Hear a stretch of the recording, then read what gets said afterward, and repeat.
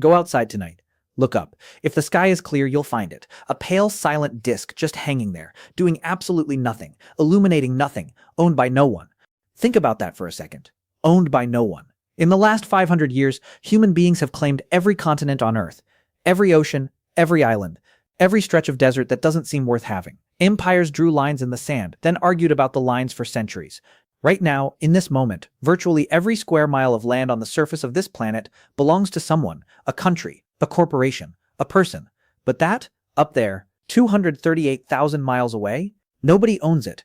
Not the United States, which put 12 men on its surface, drove a buggy across it, and left behind 6 flags, 3 golf balls, and 842 pounds of rock. Not China, which in 2024 landed a spacecraft on the far side, the side that never faces Earth, and no one outside the aerospace community even noticed. Not Russia, not Elon Musk, not Jeff Bezos, not any of the 100 billionaires who have publicly announced their intentions toward the cosmos. The moon has existed for 4.5 billion years, and nobody owns it. That's not an accident. It's not because no one tried. It's not because people aren't interested. It's because of something that happened at the single most dangerous moment in modern human history.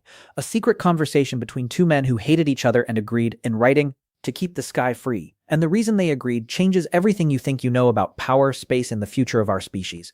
Before we get into it, if this is the kind of thing that makes you stop and actually think, subscribe. One tap. The algorithm needs that signal to show you the next video, and what's coming next goes even deeper than this. Now, let's go back to 1957, and the moment that started all of it. On October 4th, 1957, the Soviet Union launched a metal sphere the size of a beach ball into orbit around the Earth. It weighed 184 pounds. It had 4 antennae. It did nothing except emit a slow, repetitive beep on a radio frequency that amateur enthusiasts in the United States could pick up with a basic receiver. Beep, beep, beep, beep. That beep terrified the entire Western world. This was Sputnik, and its signal wasn't just science. It was a statement. We can reach space. And if we can reach space, we can position nuclear warheads in orbit above your cities. You won't see them coming. You won't have time to respond. The space race had begun. And here's the first thing you need to understand. It was never about science. It was never about curiosity. It was never about humanity pushing toward the stars because we are bold and adventurous. It was about survival, about which superpower would control the ultimate high ground of civilization. For the next 12 years, the United States and the Soviet Union poured the equivalent of hundreds of billions of modern dollars into a single obsession, the moon. Whoever reached the moon first would demonstrate, to their own people, to their enemy, and to every watching nation on Earth, that their system worked, that their technology was superior, that their version of the future would win. The casualties were real. American astronauts Gus Grissom, Ed White, and Roger Chaffee died in a cabin fire during a ground test in 1967. Soviet cosmonaut Vladimir Komarov was killed when his capsule's parachute failed on re-entry. He knew the spacecraft wasn't ready. He flew anyway because the Soviet program refused to delay.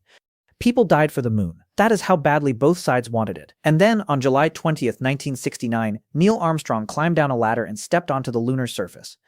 600 million people watched on television. It was the most watched live event in human history. Humanity had reached another world for the first time. Armstrong planted a flag.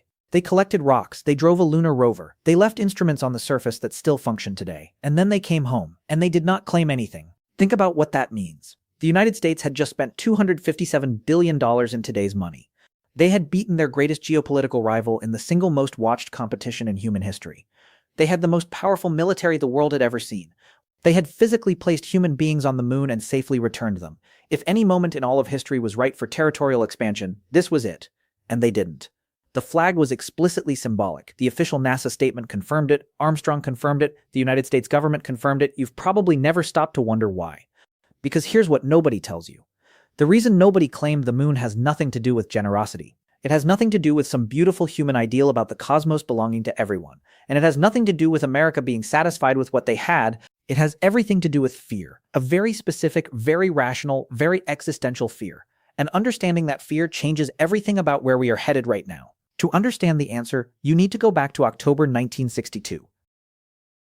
13 days. That's how long it lasted. The Cuban Missile Crisis. Soviet nuclear missiles installed 90 miles from the coast of Florida. American warships blockading Soviet supply ships in open ocean. 2 men, Kennedy and Khrushchev, each holding in their hands the power to end civilization. Most historians believe the world came within hours of nuclear war during those 13 days. Not days, hours. Both sides blinked. The missiles were removed. The blockade was lifted. And then quietly, without cameras, without press releases, both governments sat down and began a conversation that the public would not fully understand for decades. By the mid-1960s, both the US and USSR had begun placing military hardware in orbit. Both sides were developing reconnaissance satellites. Both sides were exploring whether weapons could be stationed in space. And both sides were beginning to understand where this race ended. The moon, from a military standpoint, is not a dead rock. It's the most valuable piece of real estate in the solar system. Think about it. The moon orbits Earth at roughly 2,300 miles per hour. A missile launched from the lunar surface can reach any point on Earth with minimal warning time and maximum trajectory flexibility. Radar systems designed to detect Soviet intercontinental ballistic missiles coming over the Arctic aren't designed to detect something falling from orbit. If one superpower placed a permanent military installation on the moon, the other superpower would have no response. There is no countermeasure. There is no defense. You would simply be at the mercy of whoever controlled the high ground of the solar system. Both sides understood this. And both sides understood the logical conclusion. If either of them tried to claim the moon, the other would have no choice but to go to war. So they made a deal. On January 27, 1967, 2 years before Apollo 11, while the space race was still actively ongoing, the United States, the Soviet Union, and 102 other nations signed the Outer Space Treaty. The key clause reads as follows: outer space, including the moon and other celestial bodies, is not subject to national appropriation by claim of sovereignty, by means of use or occupation, or by any other means. No nation can own the moon. No nation can own Mars. No nation can own an asteroid. No nation can own any celestial body of any kind. They are, in the language of the treaty, the province of all mankind. Sit with that for a moment. In 1967, at the absolute height of the Cold War, two nations that despised each other with existential intensity, two nations that had come within hours of mutual annihilation 5 years earlier, agreed to permanently surrender the most strategically valuable territory in the history of the solar system. Not because they were noble, not because they were idealistic, because they were terrified, because they both understood that the first country to claim the moon would force the other into a war nobody could survive.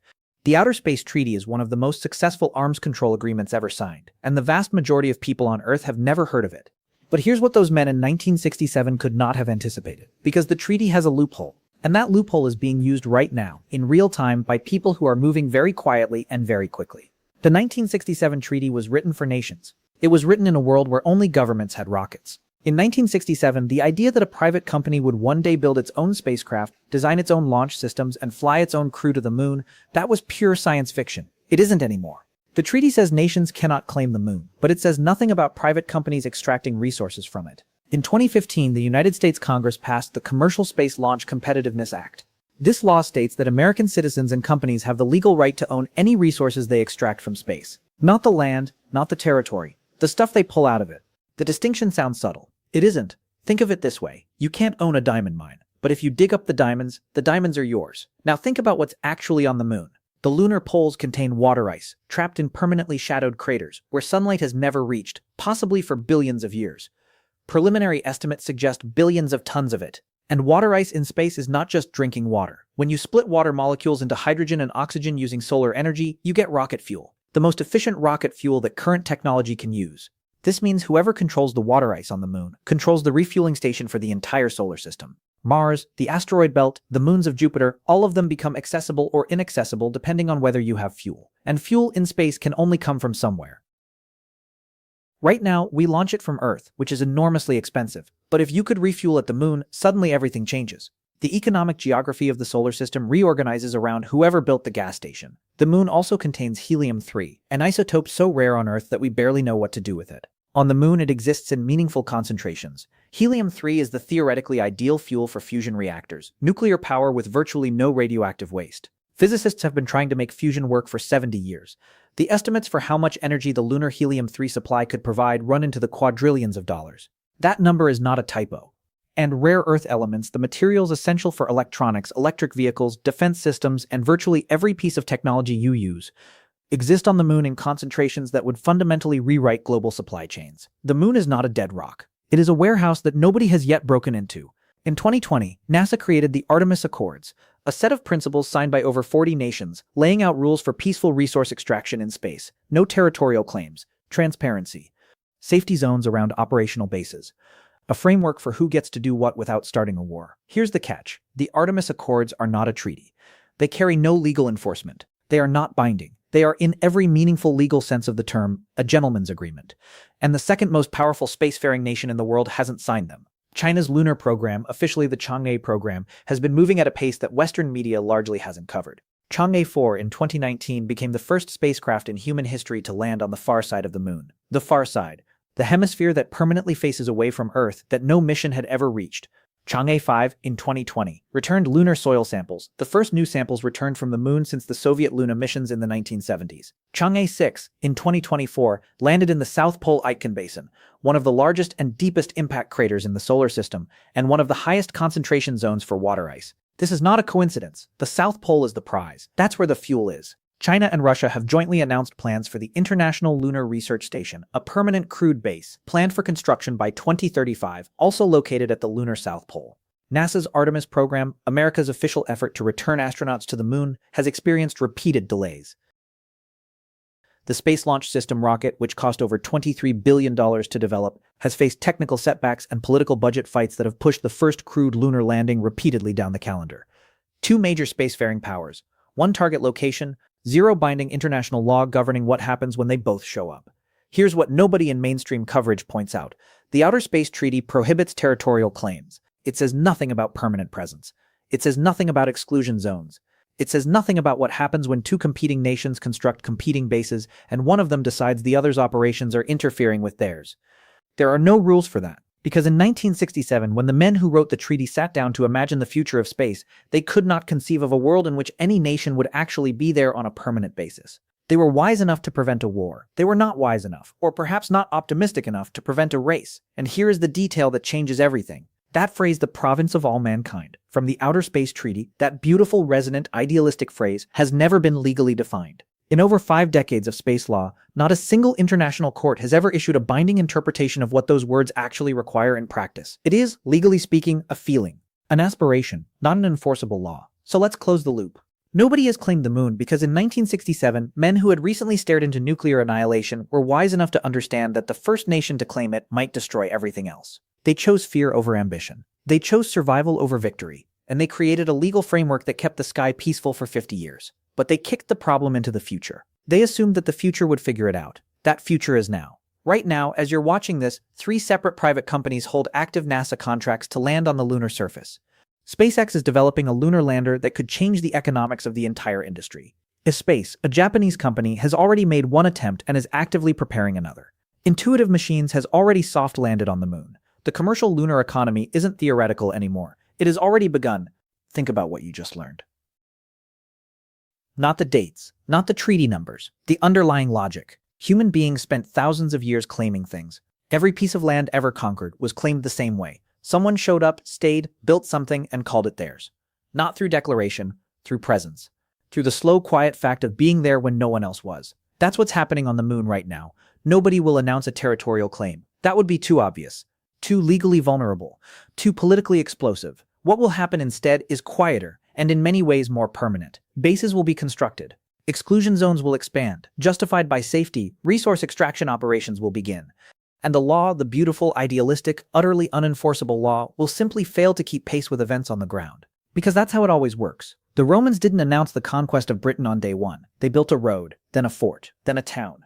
Then, one day, it was theirs. And no one could remember precisely when that transition had occurred. The moon has been there for 4.5 billion years. It witnessed the first human beings walk out of Africa. It watched the first cities rise from the desert. It hung in the sky above every war, every empire, every moment of human brilliance and human horror. And for one brief, strange, historically unprecedented window, a window that lasted roughly 50 years, the most powerful and violent species this planet has ever produced, looked up at it and agreed that one belongs to no one. That window was not born of generosity. It was born of terror. The terror of 2 men who had looked at each other across the Cuban Missile Crisis and understood that the next mistake might be the last one. That terror is fading. The men who felt it are gone. New players have entered the game. Players who didn't grow up under the shadow of nuclear war, who see the moon not as a mirror held up to human recklessness, but as an opportunity to be seized before someone else does. The 1967 Outer Space Treaty remains in force. Technically, it has never been repealed. It has never been formally violated. But the race that it was designed to prevent has already restarted. Quietly, expensively, one landing at a time. We didn't claim the moon because for one brief moment we were wise enough not to. The question, the one that should genuinely keep you up at night, is whether that moment of wisdom was an exception to human nature, or just a delay. Nobody has claimed the moon, yet. If this changed how you see something you've been looking at your entire life, that's exactly why this channel exists. Every video starts with something you think you already understand, and ends somewhere you didn't expect. Subscribe, it's free, and it's the only way the next one finds you. See you there.